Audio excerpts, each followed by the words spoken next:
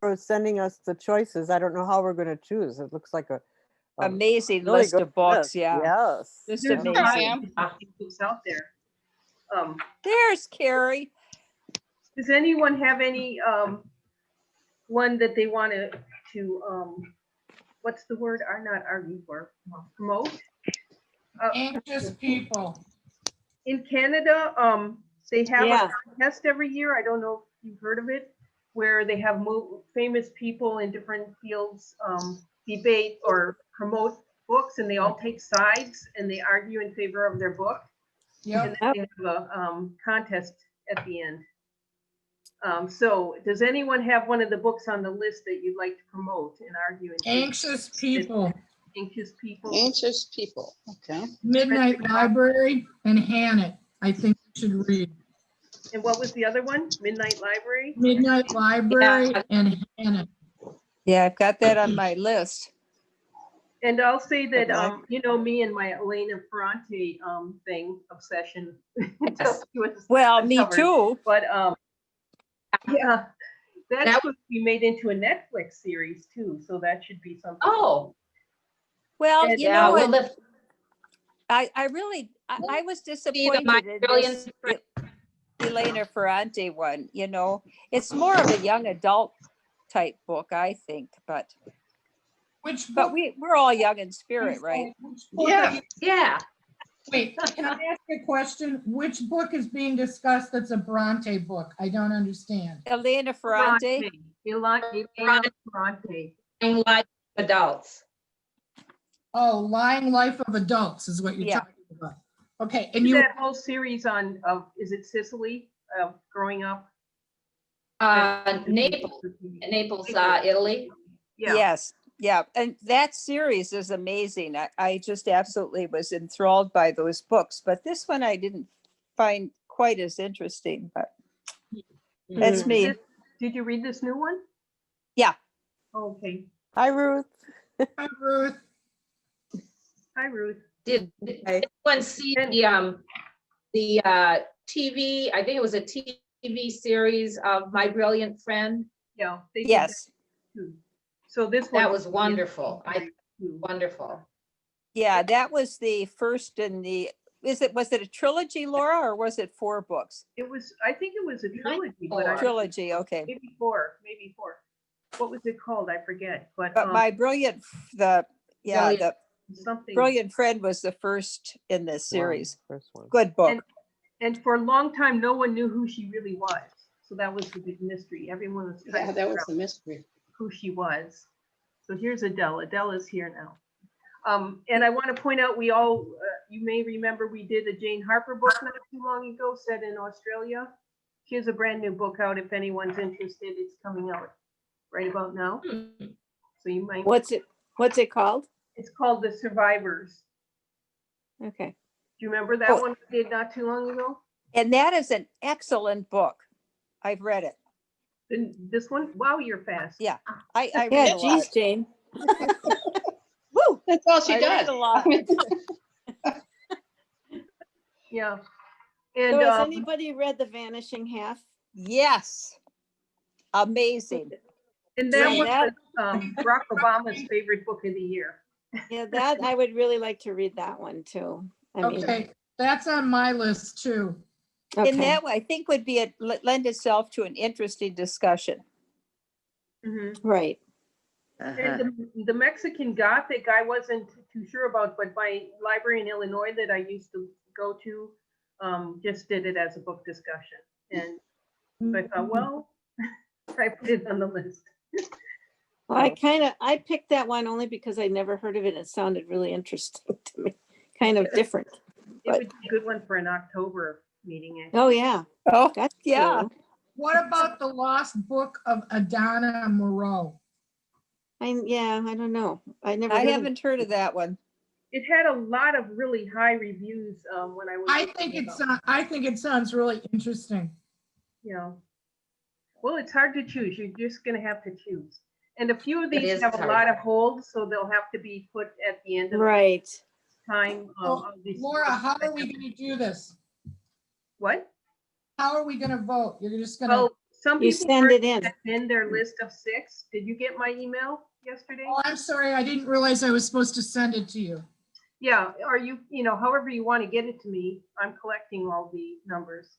Okay, It's not just too email late. with It's the not list. too late. I mine. I had the deadline of the 20th. I thought that gave everyone pretty much Yeah. time. And yet it gives, we have marketing and things too. Yeah, I Or haven't like sent market. mine. Okay, then I have, well, and you all know about Door County Reads, and we're doing Station 11. I wrote that in the email, and I think it's really fun that we're having Patrick Somerville at the very end talk about the screenplay he's writing for the book. He's apparently good friends with the author now. And some Oh. of you may know his mother, Lee Somerville, who used to live here in Sturgeon Bay. Oh, yeah. So that should be fun.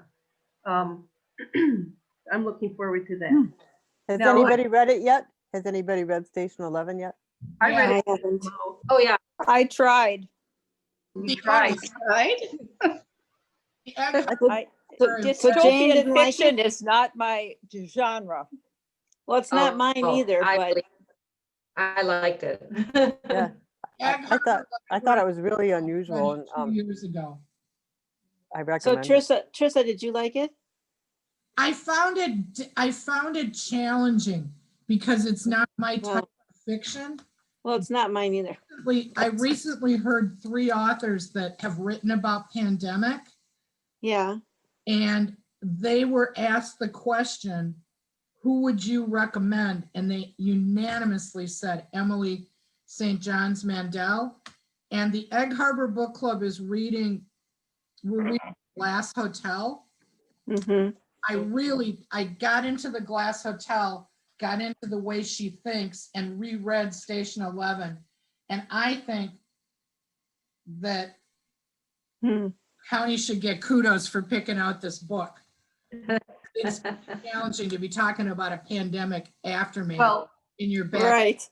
the book was chosen before any of this happened. Right, I know. And it came out in 2014, and I loved it at that time, and I was promoting it all along, but nobody listened. But then they officially put it on the APA list, which is then this is the first year we've actually got a grant since the beginning.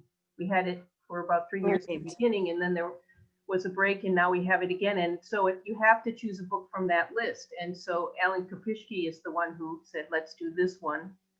And I was happy to agree because I love the contrast of the current time and then the 20 Right. years in the future and the frenzy of the world that we live in today. And then all of a sudden that's gone.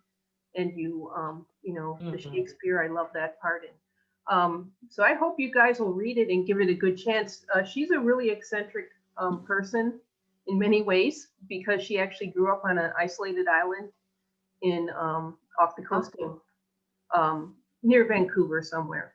And I saw a long interview with her that was done just a month ago or so, and she talks about the pandemic we have today and how she would have changed things.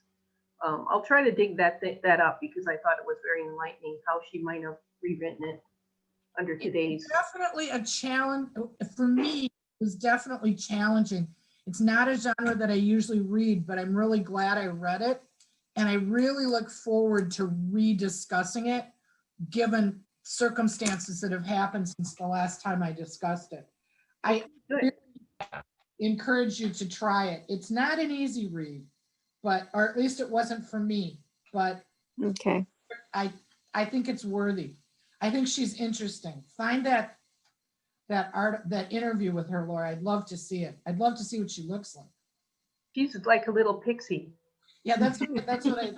She actually never finished. I don't think she finished school or she didn't go to college. She actually went off from her little island. Her parents sound like they were sort of hippies. And they settled on this island, and then she was homeschooled, and then she went off and joined the ballet company in Toronto, I believe it was. And then she eventually went into writing. So she's a little bit eccentric, and she doesn't have a lot of education in her background, but she read a lot. So that makes it, I think, pretty interesting, her approach. It makes the Glass Hotel almost autobiographical. Well, Yeah. well, this one too, I mean, the fact that the actor in the story comes from Canada and Right. the the one, his wife, well, we won't give it away. Anyway, I hope you'll get in, start, or join some of the programs. I mean, the first kickoff is going to be really interesting on how the arts sustain us. And then one that's going to be interesting is going to be another panel discussion where it's something about life under a pandemic. And one person who's going to join us is a woman who has a disease that makes her wear a mask all her life. And she's going to talk about how that has affected her. And Dr. Heiss is going to be there also. So it should be a really interesting discussion on pandemics. And then, of course, the author herself and all different things. As I said, Patrick Somerville writing the screenplay. So I hope you'll participate. And also you heard about the Huga talk that we have coming up. Yes. January. That's I hope you can wonderful. join in on that also. It should be fun. He is a, I don't know, has anyone here read, is it Uwe, what's his name? Nosgard, his My Struggles series. Has anyone read that? He's from Norway. Norway, right? This professor is an expert on that series of all things. And we have them all here in the library if anyone's interested. Plus they're on Hoopla, I think. So anyway, enough. I do have a video of this current author, which I will play for you quickly. And I just want to point out, I found an interesting website. Since we do multicultural, there's a website called booktrails.com. And what it tries to do is put down information about different locations that books are set in. So in this case, they have Sweden, they talk about Sweden, France, the US, and some of the specific addresses in the book. So if you're interested in travel and books, that's an interesting website to try out, booktrail.com. And then you also heard that I found that article written by Helen Simonson, who we read in this group years ago, and she reviewed this current book, The Red Address. So let me show you the That's good. little book trailer so you see what the author actually looks like. And she talks a little bit about this book. It's just a minute long.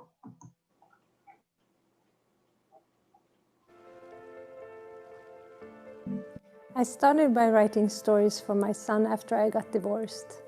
When he was at his dad's, the evenings suddenly became so lonely and so long, and I just had to escape into fantasy to survive, I guess. So I cried and I wrote and I wrote and I cried, and then when he came back to me, I always had new pages to read to him.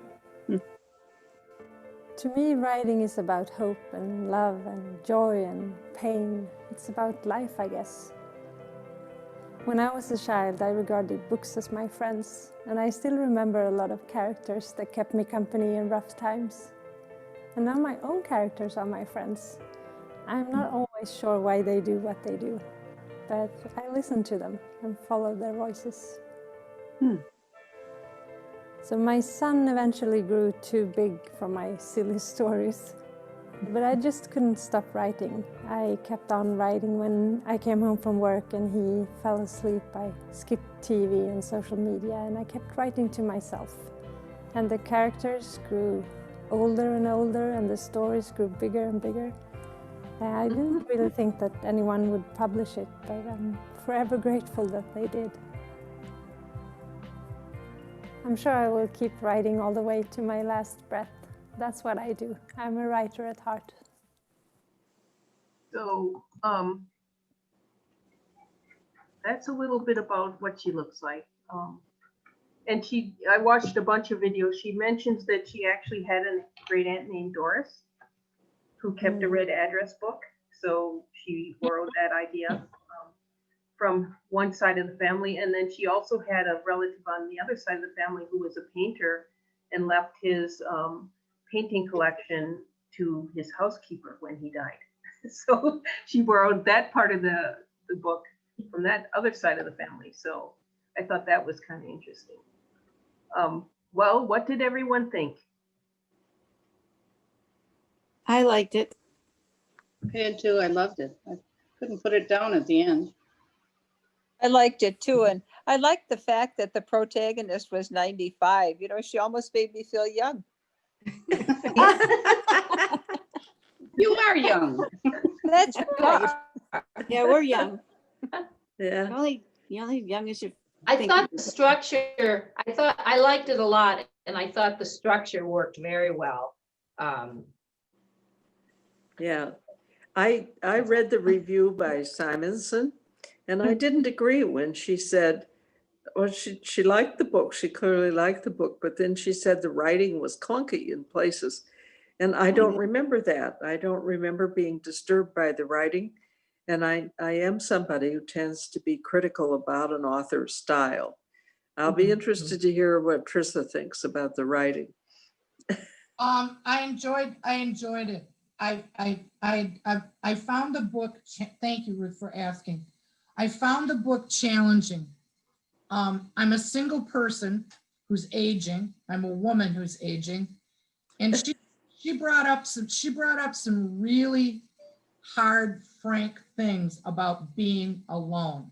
Yeah, she did. There were times when I closed it. I didn't want to be reading. And my mind would wander, well, what's going to happen? So I found it thought-provoking. Yes. Listening to what she just said, that writing is life, that it's painful, it's joyful. That's what the book was. And a couple of reviews that I read said that it was predictable, that it was boring. I was like, I disagree with that.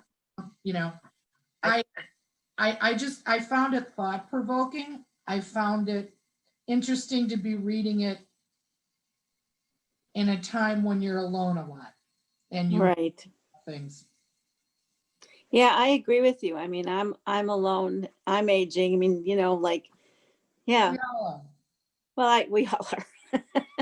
Anyway, I thought that I liked it coming from a 96-year-old person. I mean, I thought it was so poignant, I guess.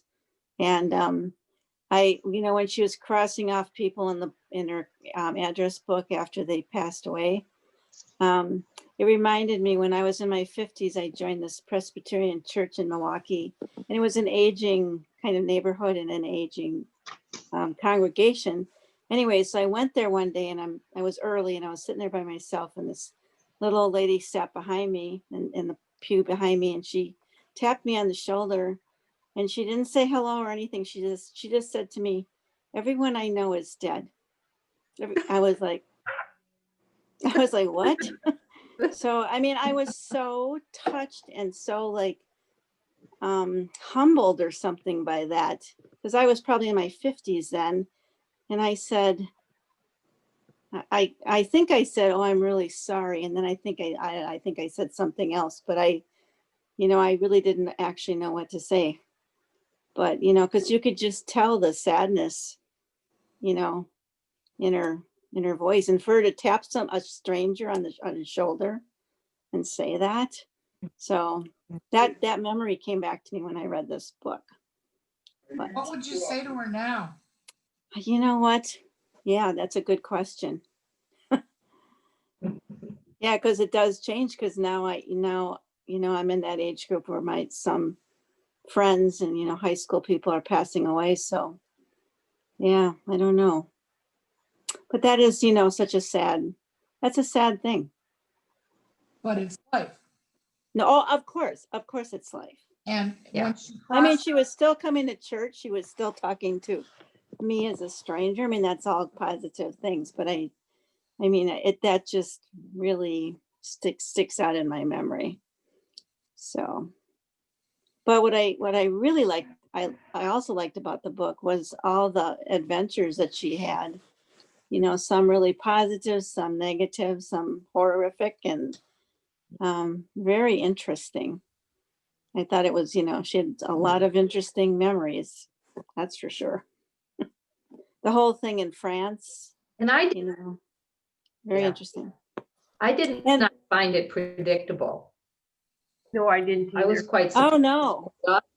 No, it wasn't predictable. Oh, I don't think so either. I thought the reviewer that said that was nutty. I And found her- her various adventures between France and New York and then out on Long Island. And Right.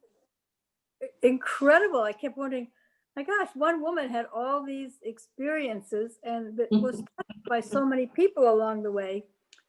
And I also thought her niece, Mhm. whose Jenny. name now I can't remember, was an Jenny? incredible Jenny, Jenny, who left her husband and 2 kids, I guess, in California, went off with a baby to Stockholm. I thought that she was an incredible person as well. Yeah, Sure. Jenny. And how lucky, Yeah. how fortunate that Doris had Jenny in her life and vice versa. Right. True. Well, that whole, story of the actual niece, this is her great niece. Yes. And what happened to the mother and her sister's daughter was pretty sad also, which I didn't expect that to come out until it did. Right. But it was also interesting to see that whole glance from growing up as a sort of peasant life in a way, or tradesman life, and then going to Paris in the fashion situation, and the contrast of the so-called beauty versus the reality. Yeah. well, I mean, her life is, one part that I found incredible was she's 13 years old, her father dies, and she's literally, I mean, her mother doesn't sell her off, but her mother puts her away to protect her, and she's thrown into a life with a woman that is just like totally not at all in her orbit. Right. That's when you know that this woman's this person, she's a girl then, but she's gonna adapt to an awful lot. Because think of that leap from this Right. loving relationship with her father and her mother to suddenly living with this eccentric woman. And Yeah. she meets Gosta then, and Yes. and I mean, they're just incredible things. But when Adele, when you were saying what an incredible journey she's gone on, I bet you if we were to listen what you've done in your life, we'd feel the same way. I mean, everybody's journey is their own, but that was one when she talked about people from her past that she was very close to and that were no longer part of her. I recently have lost someone in my past that was very difficult for me to hear. And it's just very interesting. It just flooded me with all kinds of wonderful memories of that. And of what you did in a different time in your life. And you wouldn't be where you are if you hadn't have gone through what you went through. And sometimes it seems like it isn't all that monumental. We all aren't going to be Katherine Johnson, I think was her name, who landed John Glenn on the moon, landed John Glenn in the ocean. But everybody's journey is unique and special. And it's Right. Correct. it's filled with wonderful people. At least I've been fortunate enough, As I read it, I was thinking back in my own life, and it's true. I have lived in 6 countries and 4 or 5 states. I've had a very eventful life. I thought of people whose lives I touched and touched mine over the time, and I've lost track of many of them, sadly. I also had my closest high school friend die in December. So I was doing a lot of reflecting backwards as well, people who touched me. And I reflected during the whole time I was reading this book about those things. And at first I didn't like that, but as I got more into it, it was comforting. Yeah, at first I was really worried this was going to be very depressing at this time when we're all trying to have positive attitude towards the situation. But it did not end up being depressing. It ended up being reaffirming, as you're sort of saying there, comforting. Right. And The part that I had a hard time buying was at the end when her longtime lover and they Skyped together. Well, Yeah, that was a, Yeah. that was probably a stretch, but it was a nice one. yeah, he would be pretty old too, right? To me, that sunk the whole book because it was just a romance, you know, it just didn't have the depth of other books the book clubs explore. That was for me. I just don't like the romantic genre. So Oh, I I do. was, Yeah. I know most women do, but Well, I don't think it was, I think the fact that she finds him, Yeah. and I mean, but it's so predictable. You knew she would, and you knew he'd you still Well, be I- alive. you I mean, really didn't. At 96, you think you're gonna find people? yeah, well, Living that's what I through- mean. That's why it No, was so. That's I why agree. it At was 96 to find him is really, that would And be there aren't many unusual. people, there aren't for the many, book. For the book, you knew she had to do it. Yeah. And once they started looking, you knew it had to happen. Yes. Why? You know, it can't. Why not just say it and then forget Hey. it if he, you know, if it wasn't I- going to happen? Yes. Yeah, not necessarily. All mine are dead. Yeah, I agree. I just looked somebody up that I knew in I've college. got your address book, right, Ruth? Yeah. And I looked someone up I knew in college, and he had passed away 10 years ago, and I was absolutely like shocked. He had a heart attack like that, you know, no one expected, you know. I mean, I was just like, oh man. So that really, you know, made me sad actually. So I Well, kind of looked at it Yeah. the other way, like it would be nice. It was nice that she got to know what happened to him. I mean, I don't know. There aren't many people left from the Second World War. Right. Yeah, but I think it was necessary to show the search for him and finding him to how illustrate the relationship between Jenny and her husband. It was Mm, his diligence, finally, in looking for this man right.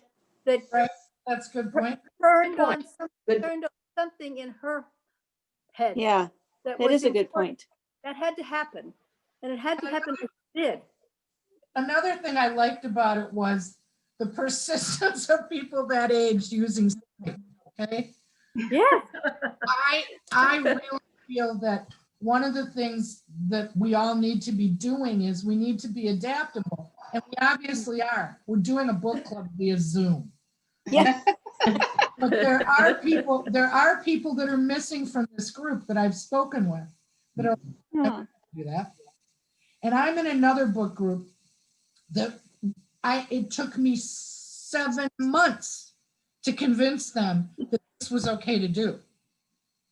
Really. To drop all of them Yeah. after we had the first meeting because they were like, God, this was great. Why didn't we do this sooner? And I'm like, because you Yeah. said do it. Because you said you were too old, you know? But we had Laura. We had Laura to pull. Right. But They I didn't have Laura. Yeah, right. That's I true. just, that was one thing I appreciated. Because one thing that I'm really trying to do, I don't like texting. Okay? It's quick. People don't use whole words. Right. I like letters. I write letters, you know, but I have people that the only way they communicate with me is to text. So I text. The majority. You must all have grandchildren that are keeping you in the techno age, and be grateful for that. I don't have any, but I loved it that they Skyped at the end. I just thought I can do that. They're 96. You know? Right. Well, and she was using her computer all along. She was pretty Right. good with I it. know. And wasn't one of her caregivers very disdainful about her doing that and Yeah. putting it away all the time and telling her she shouldn't? Yeah. And I thought, get rid of her. Yeah, especially Yeah. when you're mobile like that. It opens up everything to you. Right. Right. One thing the pandemic's taught me World. Yeah. that this is what you need to do. You can't Yeah. be distant. It's pretty necessary. Even seeing somebody's face, like your faces, you know, I think helps in this whole situation. I'm very, very grateful for this book club and this Zooming thing. Great. Me too. Thank you. Thank you, Laura. I think that the Door County Library has done Yes. wonderful things for all of us and has been extremely helpful. And we're Thank you. proud. And I also think another Yeah. person to get kudos is Dr. Heisey. I can't believe he's going to find time to be part of a book club panel. I personally know some of these families in the hospital that he calls twice a day to tell them what's going on. I mean, my God, the man's, I've never even met him, and I'm going to write it. I wrote him a thank you note yesterday and said, you're just incredible. And I left out that he's coming to a book club. Well, it's a panel discussion about pandemics. So, Yeah, but Yeah. still, I mean, the guy's a little busy. yeah. It was, And anyway, we're all influencers, right? As the jargon goes. yeah. So good for him to talk to us because we'll spread the word. Right. That's true, Ruth. Good. Good use of new language too, Ruth. Yeah. Well, and an interesting thing is my sister in the last year, just before the pandemic, she's a little older than I am, and she and her class are getting ready for their big class reunion from high school. So she is really good at researching people helps with genealogy. And so she was one of the main people researching everybody. So it's kind of like this address book where she's found out what's happened to all these people Right. in high school, and a whole bunch of them have passed away, which is really surprising. You wouldn't expect it, but Right. they've all gone in different directions. It's kind of like their little address book from high school. That reminded me of that. Yeah, it's not that easy to find people, actually, despite of all the technology. Yeah. Especially if you're a woman. That's true, because of the name thing. Why? Because of the name change. The name change. You don't find anything under your maiden name, unfortunately. Well, and So- this guy, his name was what? Allan Smith or something? What was his Yeah, name? very common name. That's true, There's yeah, probably a million Allan Smiths out there. that's true. And that he was still living in New York City. Yeah. There was a little bit of too much coincidence for me, although I recognize I have to Yeah, agree with yeah, Carmen, somehow. the weakest part of the book is the ending. The weakest Yeah. part. Yeah. I have to agree. But it's Maybe that's nice. what they were talking about, clunky. Yeah. Yeah. It's almost like she couldn't think of a more sophisticated ending. I don't know. Right. I could agree with that, actually. But I wanted to get back to leaving her mom, sending her away. My grandmother, my great grandfather died in a very freak accident. So the mother had 3 girls, and she kept one and gave 2 away. And they became orphans. Wow. Well, they weren't really called orphans then. But my grandmother had been lucky to be adopted by people who were really, really nice to her and had a really good life. But we never paid attention as kids to the other, well, no one talked about it either. So when we tried to really find out about it, it's been difficult. And we finally, we asked my aunt before she passed away, we said, is there any pictures of grandma's old family? And they go, no, we don't have any. Well, I don't know if they just forgot or what, but we found a scrapbook underneath the bed of grandma's family, but there were so many pictures removed. And I don't know why she removed them, or she did end up seeing her mother eventually, I think, and one sister, but I don't know if she connected with both sisters. But, the fact that in this book that she found that the sister came to her and she took her, on and, helped her and everything. I thought that was a pretty cool thing, and of course she felt responsible, obviously, for her, but a lot of that, happened, in past times. And I think my grandmother really lucked out in getting Because a of super the nice depression, I family. think a lot Yeah. of that happened. Yes. During the Depression, were there things like child services, or would situations like this be the reason they developed? Well, we found the papers from the Milwaukee Children's, and I forgot what it's called now, in Milwaukee. Kids weren't really adopted. They were, I don't know, I guess they were fostered. And so Yes. you had to give them clothes, you had to give them you know, a Bible. And I mean, I guess when they turned 18, that's what you had to do. And and they actually adopted her when she was 18 so she could inherit their money, because before then, you know, she couldn't, because she was not considered their real family, I guess. It's very interesting. That same thing happened to one of my best friend's mother. She was, during the Depression, she was given up and adopted by a family in Green Bay and grew up with them as if she were their daughter. But she had two siblings that there were two kids adopted, and then two were left behind, and they didn't know them at all. Right. She found them through genealogy research. Right. They And were all- it always, I find interesting that they kept some kids and not other kids. I mean, how does that affect you, you know, as a How do you child? That choose? must be horrific. Yeah, how did You they know, and choose? Wow. one of the guys I dated, you know, the dad remarried, and she gave some of the kids to the orphanage and kept some. And he was one of the ones she gave away. I'm like, really? I mean, that's terrible. I don't know. I define that just horrific. While we were talking about this, I was trying to remember a book that I'd read in another book club that's about this subject. And I just went and found it. It's called Before We Were Yours. Yes. Oh, Yeah, yeah. I'm by gonna have to Lisa read that. Wingate. And that's what this discussion reminded me of, because those children were literally taken, Mhm. Oh, yeah. given to people, and Right. money-making Yeah. operation. And the most recent book that the Egg Harbor Book Club read is This Tender Land. Oh, I want to read that too. Yeah, good book. That's the story of two white boys that are given away to an Indian school, a Native American school In Minnesota.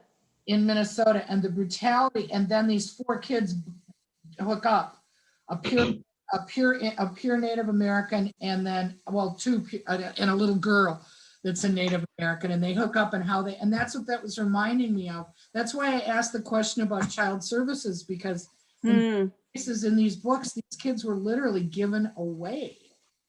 My Right. own mother. Isn't it similar to the orphan train? Yes. Yes. Well, yeah, but you know, Yeah. And one of my friends went to the Orphan Train Museum, which is in Kansas, and she said it's amazing that if you talk to people about this situation, almost everyone is related to someone that was on the orphan train. And it's Wow. amazing how many people were parceled out that Mm. way, and everybody knows somebody that was on it. My own mother was, her mother died during the pandemic of 1919. And the decision was made that her father could not handle all the children. So she was sent to be raised by her godmother.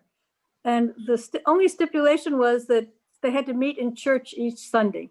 So she wasn't that distant from her father and her siblings, but she saw them in Sunday school and church once a week for many, many years. And I think she was later in high school before she went back to her own family. So that happened due to circumstances that seem so strange to me now. right.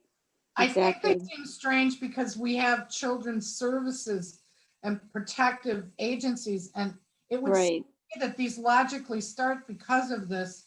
And also, remember, one of the values of Eleanor Roosevelt was she was Franklin's eyes and ears on the ground in many situations. Right.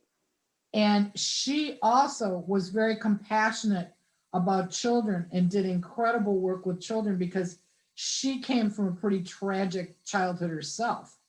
Correct. When her parents die, she gets parceled out to her grandmother, who's not exactly the most open-minded, loving, cuddly person in the world. Right. So the book has a big family theme in it, Yes. and she was lucky to form that relationship with her great niece and to have it so strongly formed. Right. Exactly. And it was a relationship formed over the distance, and it was the internet and her use of email and Skype that kept that relationship going. Right.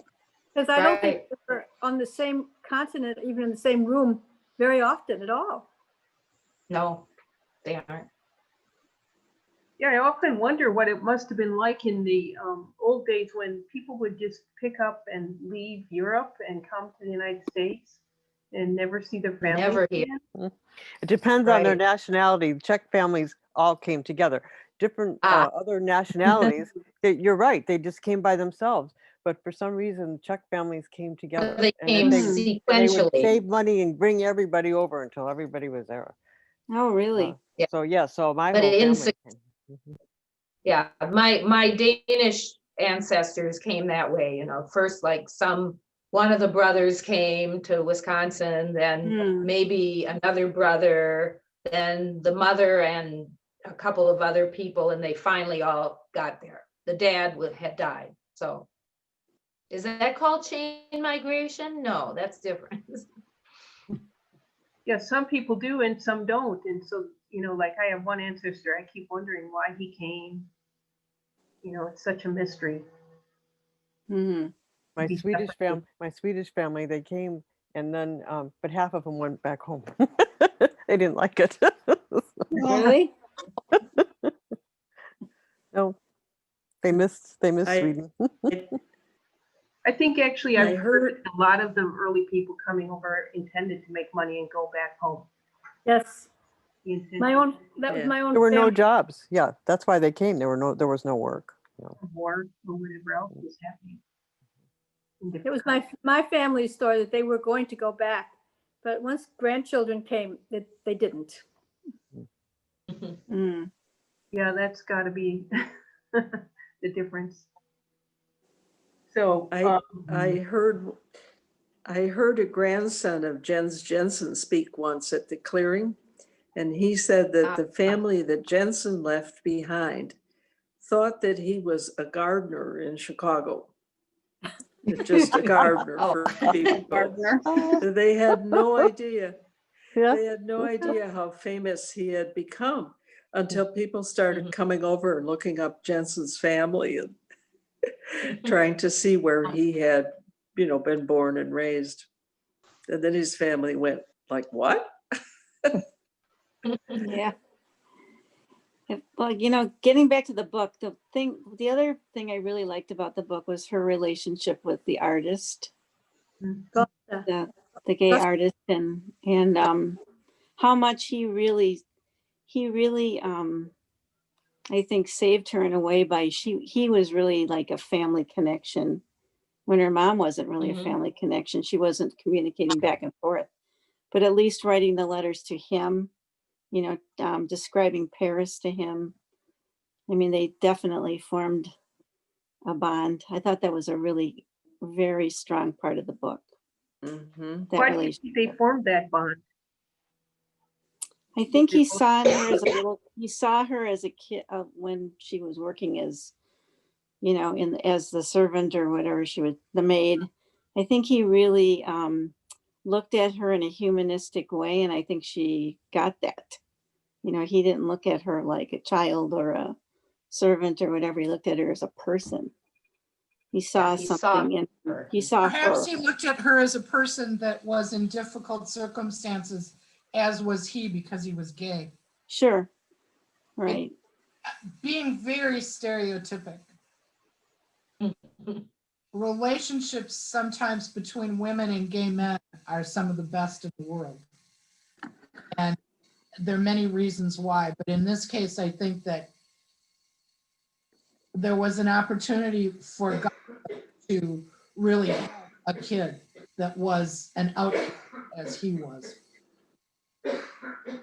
But it's not a surprising relationship. It's not a surprising relationship that they would wind up living together. No, I know. But I mean, even the fact that she would write those letters, like describing Paris, I mean, she really,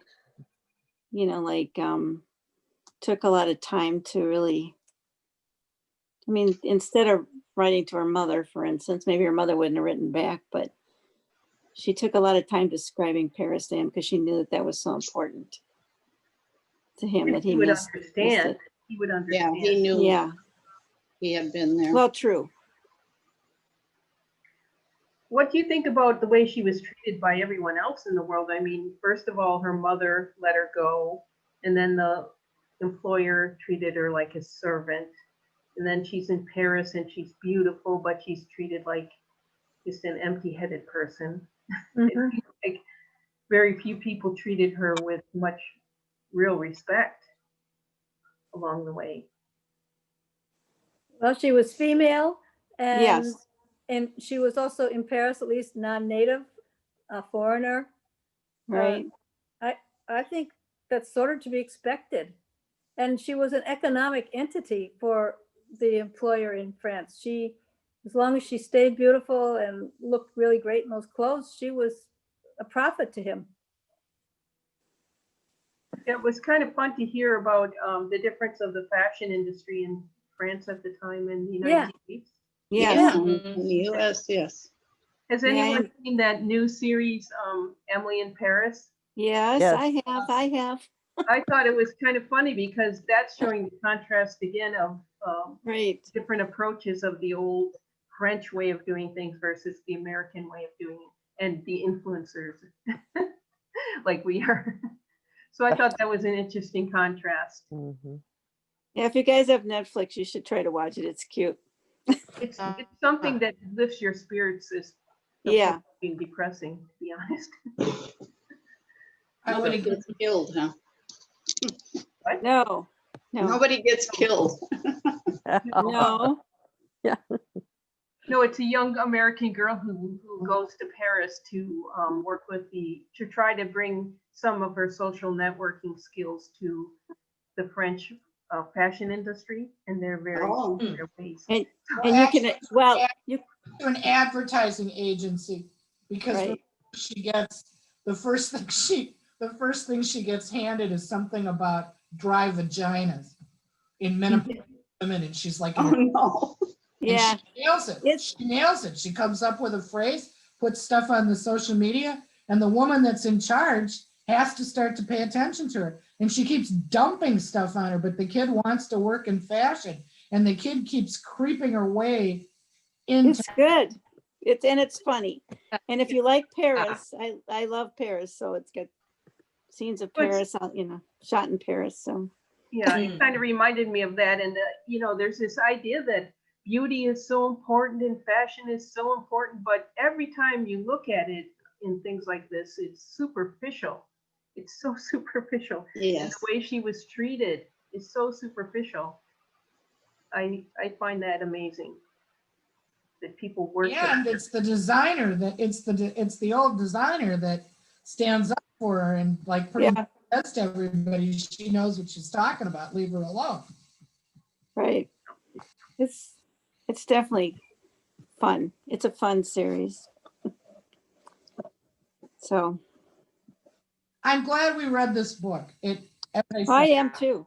it was thought-provoking. It gave me time for reflection. It made me think of people that I haven't thought about in a long time. And it made me be very grateful for a lot of things in my life. So that's an awful lot for one book to do. Yeah, Right. Right. You got a lot out of it. yeah, that's right. And kind of the poetic quotes, throughout the whole thing, about sunshine and rain and, like, I can't remember one right now, but I liked them. Anybody remember any of those? Of something Yeah. about, I hope you have enough sun in your life. Yes. But then you also have enough rain, so you Right. appreciate the sun. Stuff like Mhm. that, yeah. That's- Something like that, yeah. So in case you Floridians are worried, we have snow in Door County. Oh, okay. That's Yeah, nice. You'd be worried about that site. Well, but it's melting fast, actually. We don't have a lot. Actually, the southern part of the state's gotten much more than we have. Oh, Yeah. is that right? But there are people, I've seen people out on snowmobiles going past my front yard, and Oh. I've seen country skiers, so there must be enough for, that. Not that I would be doing that. There's Well, we not had a much. freeze in Florida. I had to run out and pick my oranges. Mm. I know you don't want to hear Don't that. worry about your oranges. We're glad you got them all. No, I meant to- Mine's still on the tree. Oh, it's 36 and sunny today. Hmm. In Well, Fish that's Creek. good. In Fish Creek. How's the vaccine coming along in Door County? I Is don't there- know. Yeah. Do you guys have some Anybody I know? I would say it's positive. A friend of mine that's a nurse and high up in the pecking order and doing things at the hospital has been vaccinated. A friend of mine that doesn't live in Scan, but lives at Scan in the complex. She's got, but she's only a couple years older than I am, which puts her in her early 70s. She's been vaccinated, so I'd say it's going pretty well. Does anyone else have it? I have a friend who works at what used to be called the Dorchester. It has a different name now. And Saturday, the entire staff and residents were vaccinated, the first one there. So that's a goodly number of people. But I don't know any more than that. And there was worry, and just accept it because I can't say that so-and-so said it, but there was worry that the distribution was screwed up, that Door County we might get left in the lurch. Oh, geez. Well, And Florida hasn't been going so after that smoothly. statement was said to me, that person was vaccinated, so I don't know. I'm very, Than it was this summer. Yes, Or- yeah. Yes, partly it's decided by the county how they manage the buildings. And in this, earlier we we're allowing people in, 10 people at a time. Yeah. Now the buildings were closed and we're allowing one person or family per half hour. So you have to make an appointment. Mm. And you can browse or use a computer for half an hour, or you can arrange to have things to pick up outside.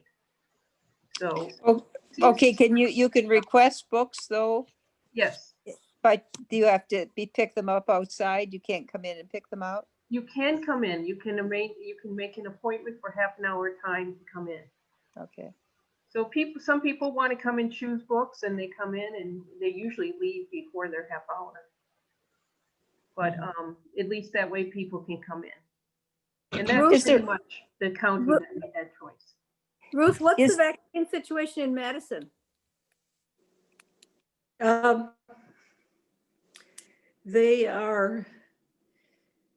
The hospital staff has been pretty much covered, and they are vaccinating in the nursing homes. It's unclear how soon they will get to all the people who are in independent living in the continuing care retirement communities. Mm-hmm. They're under a lot of the same lockdowns as the people in actual nursing homes because they're part of that community. It's proceeding in an orderly fashion. I have a friend who's moving heaven and earth to try to find out where she personally is in the state's plan for distribution because her husband has a cousin in North Carolina who knows that she is number 700 in North Carolina. What? And in line waiting. And I don't believe that Wisconsin has planned down to exactly every resident's place in line. Yeah. I have But, I have a brother in Texas. He knows that he's in group 1C, but he does not know what or when 1C entails. But it comforted me to think that at least that state has a plan, because we've heard nothing. We could register, but Oh. we don't have a date yet, and now they're saying maybe end of January. But yes, the Texas, Yeah. anybody that lives in Texas can register Okay. on a Texas website, and Yeah, they'll let us. Arizona too. Arizona has a plan, and Arizona, 60 years and older is in the first group. We're Does anybody 65 and know- older. Oh, Yeah, we're Does anybody 65. know what the Wisconsin plan is, if any? It's for the first group I thought was Uh, 72 and older, because I'm In Wisconsin. 71. I'm 82, but I've heard The nothing. Well, that's what I The heard. state, That it was, State Department, Come The on. State Department of Health and Human Services has a downloadable PDF. It's not terribly long, and it lists the priorities for the 1As, the 1B, the 1Cs, Oh. etc. Oh, But not by name, no. No. Okay. but you can get that. Well, I Florida sent opened it it up to, to anybody 65 and older, and our phone system crashed. And I think several other counties throughout the state had the same thing. Lee Somebody County called the up, same way, yeah. Mhm. and Yeah. people were waiting in line overnight. And Has anyone Yeah. put the app on their phone that tells them if they've been in contact with anybody? Yes, that's- yes, I did. Yep, me too. There's nothing there, but I feel, No, I know, but yeah, Wait, what are you, what if are you if you're home all the time, you're not going to be in I'm- contact, but still there is that app Right. in case. Yep. that's what I thought What are you too. talking about? Why should I download that? I never go anywhere. Right, but Okay, it's So- it I'm familiar with for what you're talking about. Could somebody please explain this? okay, I'll call you later, Tricia, and explain. Okay. There's a way to download, and what it does is, if it's somebody on your else, phone. they'll let you know. Trista, look on your phone in the apps, and it's already there, and you can continue with it or not. But it is there on your phone. I Yeah. didn't do anything, and it was there. Yeah, it just Okay. You came to have mind. to opt in. Yeah, I just go to the app Yep. store and look at it? yeah. It's called Wisconsin Exposure or something like that. Something Okay, like I'll that, look it yeah. up. Thank you It's very in- much. It's in the settings. Yep. It's in settings, Trish. Okay, thank you. I'll check both. It's under, Okay, go ahead. Exposure yeah. notifications is what it's called. All And right, it's thank you. it's a little COVID sign, little red dot with the dots around it. All right, thank you very much. Yeah. Well, it's good to hear from all parts of the country what's going Yeah, on. it's Besides fun. all parts of the world. this is really amazing. Great. Yeah. That's Wonderful. one of the great things about Zoom. We would have normally not, if we were meeting in person, we wouldn't have the pleasure of all your company from all over. So Exactly. Right. That's true. outweigh Dork. Yeah, They're only, Yeah, it's great yeah. to be in this group. yeah, it is. It's really nice to have everybody, wish that other people realized, but it's even, it's for Yes, county. yesterday I spoke to Kristen Zanil, and she was going to try very hard to get in today. I offered to walk her through it, but she said, "Oh, I'm pretty good with technology. I think I'll make it." Do you know I if did she not tried see at her all, up Laura? here. I was trying to keep an eye on it and I didn't see her up here unless she's the one with that crazy, Okay. like, Oh. somebody tried to come in with like 50 miscellaneous letters in a row. And then I rejected them. Yeah. It looked like it could be something crazy. I don't know how she would manage to do that. I don't think Kristen would be too crazy. Do you, Ruth? Oh, no. No, I don't but think she's the crazy type. she's a Well- little discouraged, but Yeah, I- if she's the next one who time- did that, then I'm sorry I didn't let her in, but it didn't, I've heard that there are people who come in illegitimately. So I was a little worried. It looked suspicious. oh, Hmm. I should have stayed off and walked her through it on the telephone. And then I could have come in late. Well, just find out I'll what. try that another time.